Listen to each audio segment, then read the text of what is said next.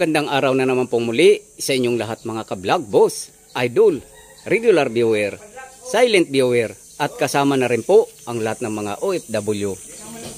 Gagawin ko naman po ngayon ay magpapalit po ako ng air horn na magnetic switch po ng photon dump truck.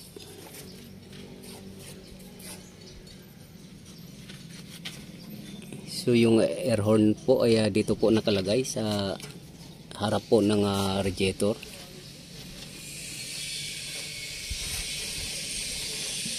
Ayan.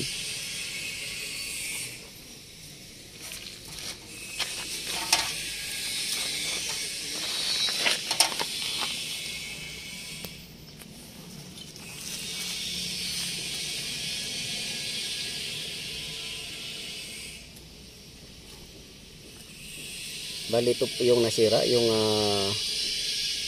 air horn na magnetic switch. So nasunog na po siya. At dito po natin ilalagay.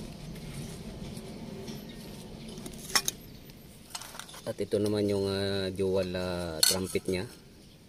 Long and short. So dalawa po yung sound nya nito. High pitch and low pitch.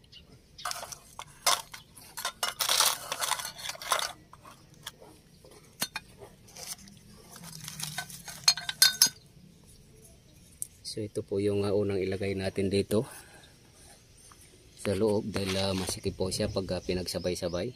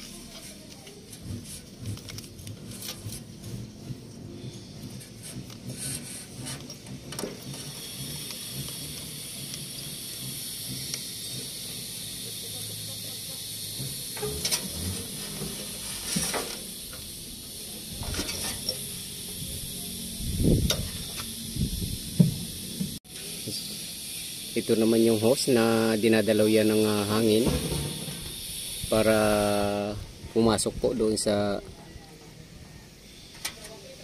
magnetic switch at yun po ang magsusupply sa trumpet.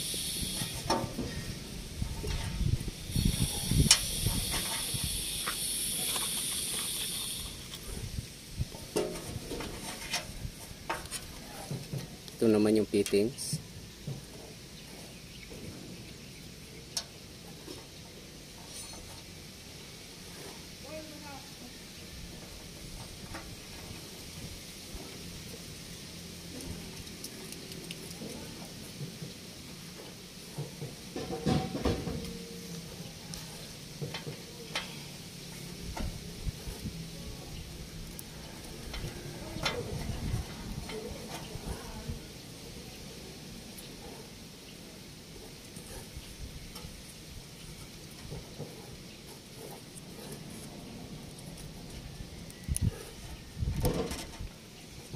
So yung pagkabit po nito ay bali ididiin lang po yung rubber na to.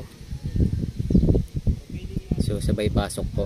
Bali ito po yung lock nito, itong rubber na to, itong bilog. So kailangan po natin i-push pababa para maipasok natin tong plastic hose na to. So hindi na po matatanggal yan, nakalock na po yan. Yan. So ito naman po, itong fittings na to, ito po yung i-connect natin doon sa magnetic switch ng air horn.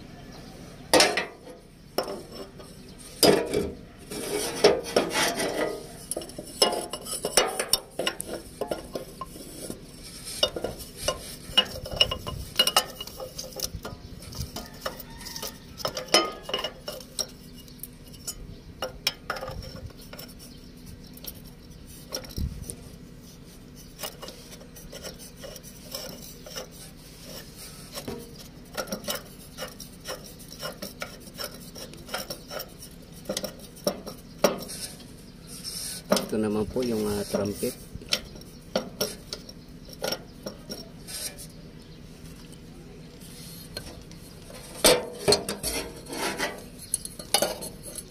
At ito yung isa.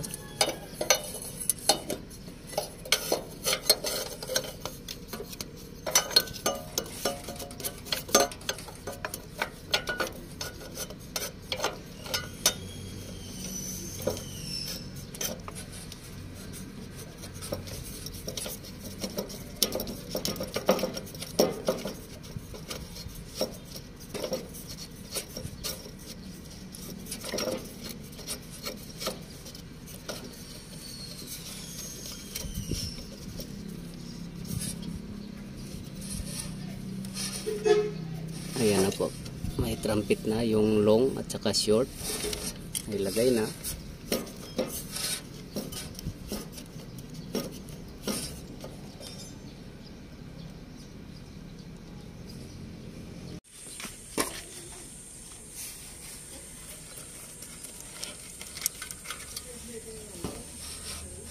So ayan na po, na-install na siya, tapos na po siya. So testing na lang po to at paandarin mo muna po yung makina para magkaroon ng hangin. Kasi kapag walang hangin po ay hindi po gagana to dahil kailangan po ng supply ng hangin dahil air horn po to.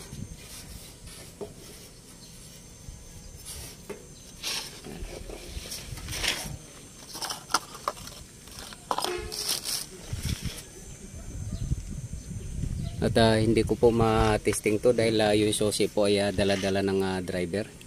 Kaya wala pong hangin at hindi po natin ma-testing. So iti-testing ko na lang po to pag may available na po yung susi.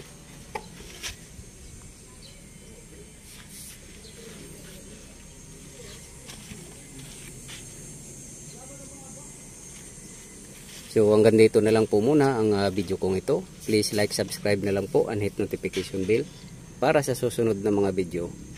God bless you all po.